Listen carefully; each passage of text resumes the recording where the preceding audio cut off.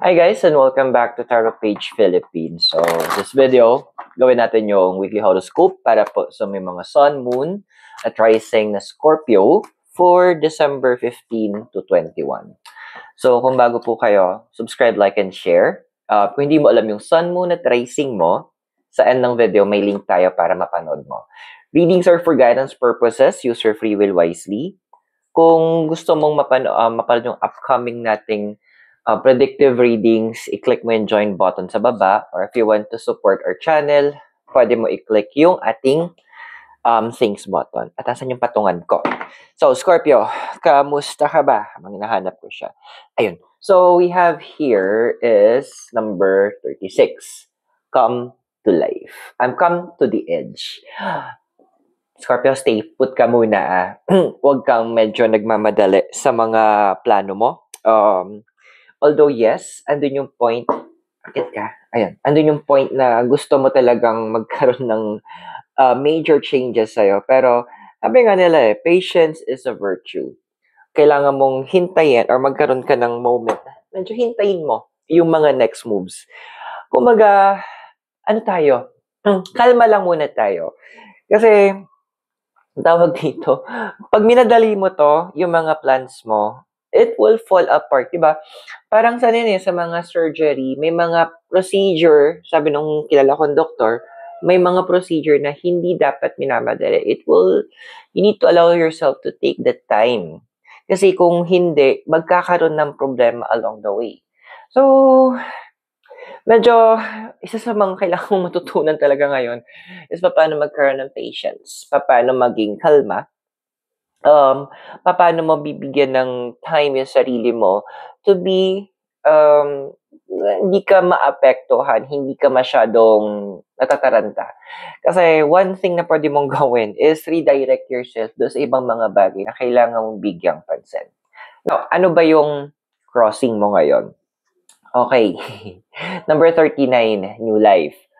Okay. Dude, although yes, siguro sanay ka naman na doon. Given na you're the house of transformation, sanay ka naman na sa maraming nawawala sa buhay mo eh. Mga bagay, tao. At nasanay ka rin naman na every time may nawawala, every time may natatanggal, may pinapalit yung universe. So, this will be, hindi siya dapat maging crossing na sa'yo eh. Kasi kung mapapansin mo, every time magkakaroon ng transformation, umaangat ka lagi. So, this is actually, yung point na you need to be patient. Sabi ka si Aling Pasensya, talagang andoon na ibibigyan mo talaga ng moment yung sarili mo towards this. Kasi, it's your life na eh. Kumbaga, sabi nga, it's written in the stars na this your life is the life of transformation. Lalo na yung may mga Scorpio rising dyan. So, andoon na this is a moment na kung saan every time you change, every time may nawawala, something better yung pinapalit. Yun yung isang maganda sa end mo. Diba, pansin mo, siguro may kilala ko na after siya niloko nung jowa niya, nakagiwalay. But, alam mo yung nangyari after nun, na-promote siya sa work. And sunod-sunod naman yung mga bonuses na natanggap niya. Yes, may part ng life niya na nag-suffer, pero it allowed the person to discover yung mga capacity niya when nang kinalabasan is nagkaroon ng positive effect doon sa career niya. So, okay lang yun. Pero ano ba yung desire card mo? So, Scorpio, we have here is number 28. Building blocks. Okay.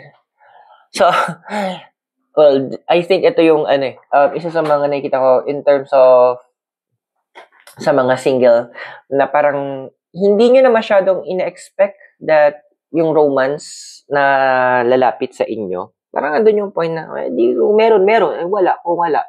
Pero, mas prefer nyo na, okay, kung hindi ko masasecure yung romantic life ko, gusto ko naman, in terms of finances, I'm well off. Andoon na hindi ko kailangan dito talaga na. Hindi ko kailangang problemahin yung finances ko. Na andoon na I can do what I want, buy what I want, go to the places that I want. Yung tipong mapupunan mo yung mga I want mo. Well, go, sabi ng universe, why not? Kung yun ang hinihingi mong kapalit, then yes, sabi ng universe, gawin natin yan. Now, yung foundation mo, meron tayo ito number 14, truth be told. Doon, iwasan mo ng hana, masyadong magbigay ng mga opportunity sa mga tao na hindi naman karapat-dapat. Andun yung parte na naisip mo, kawawa naman, kailangan niya ng may magbibigay ng opportunity sa kanya. Ako na lang kaya gumawa. Kawawa naman siya kasi walang naniniwala sa kanya. I can do that. Pero ang question kasi dito, sila ba may tiwala sa sarili nila? Sila ba karapat-dapat pa? Or andoon na abasuhin ka na naman doon sa pagiging mabait mo? So, medyo X na tayo doon, ha? Andoon na kung kailangan mong questionin yung tao, kailangan mong uriratin, gawin mo. Kasi may mga kinat off ka naman na dati na minang natin, hindi nila kayang pagyamanin yung mga nabigay mo na oportunidad sa kanila, na hindi nila kayang gamitin yon para mas mapalago at maayos yung buhay nila. So, dadma na tayo sa kanila, ha? Although may mga nagpaparamdam pa din, nagpapapansin, sisilip-silip. Yaman na sila. Problema na nila yun. Let them suffer the consequences ng ginawa nila. Anyway, so sa past mo, meron tayo number 6, not for you. Okay. So may mga may mga bagay talagang nilet go mo, no? May mga pinush back ka na tao. Kasi may certain fear ka, may takot ka, na baka magawa nila yung ginawa sa'yo before nung pinagkatiwalaan mo. Tama ba yung ginawa mo? Kasi may iba sa inyo na andito na may part na ang dami yung what if. What if kaya ganito? Ano kayang nangyari sa ganyan?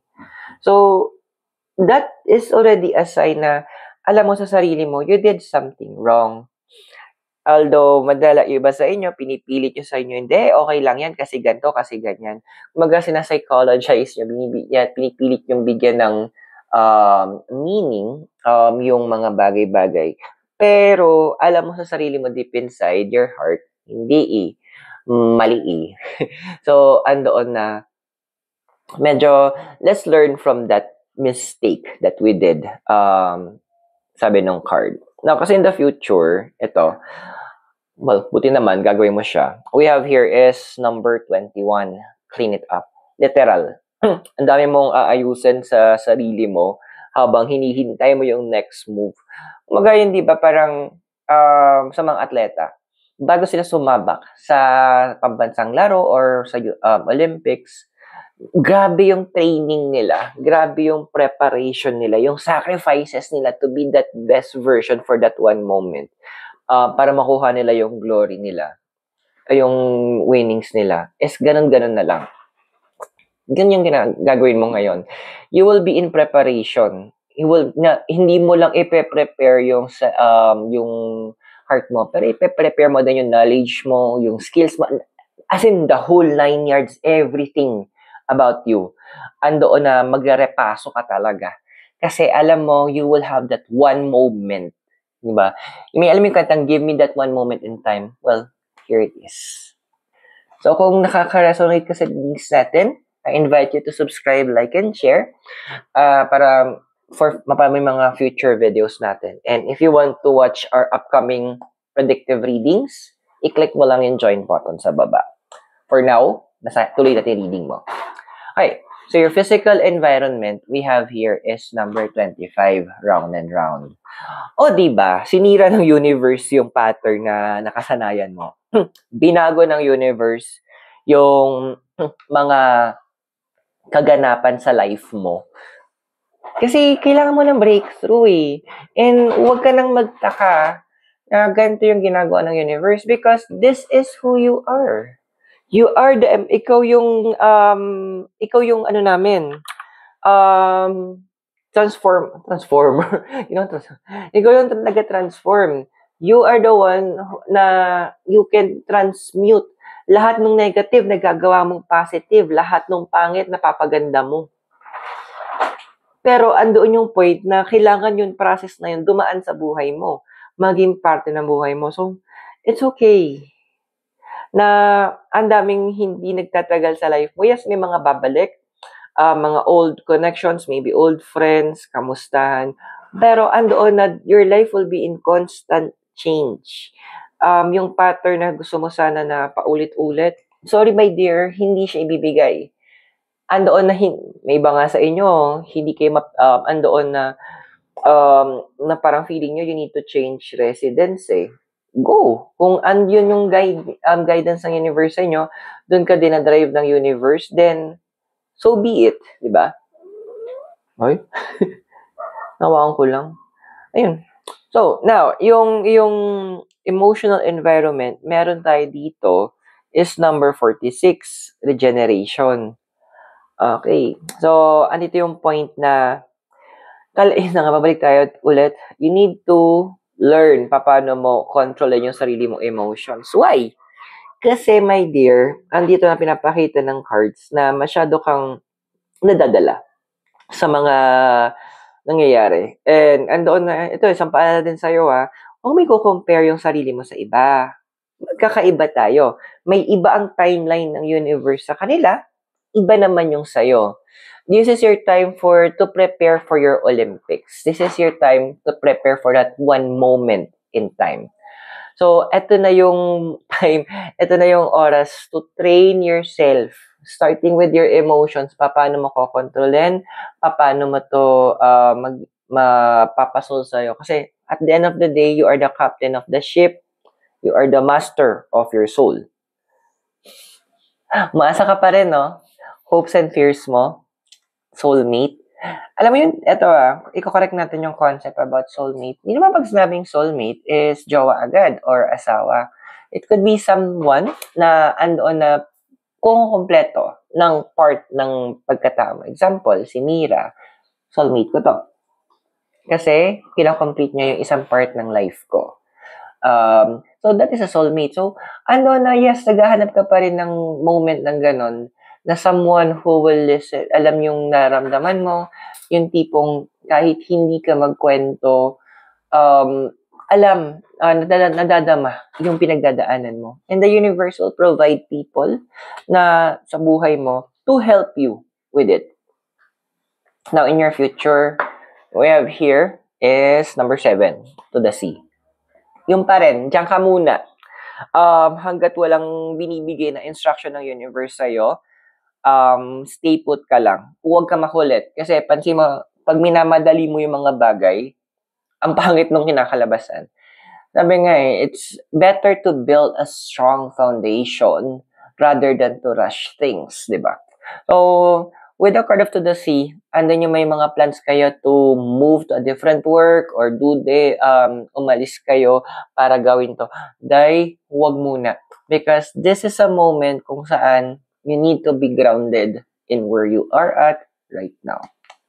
So, I hope nakatulong yung reading sa'yo. Those are for guidance purposes. Use your free will wisely. And don't forget to subscribe, like, and share. To access our upcoming predictive readings, click mo yung join button sa baba. Scorpio, maraming salamat. God bless. Namaste. Hare Krishna and blessed be. And hope to see you very soon. Mula po dito sa Baguio City, kasama si Mira. Have a great day.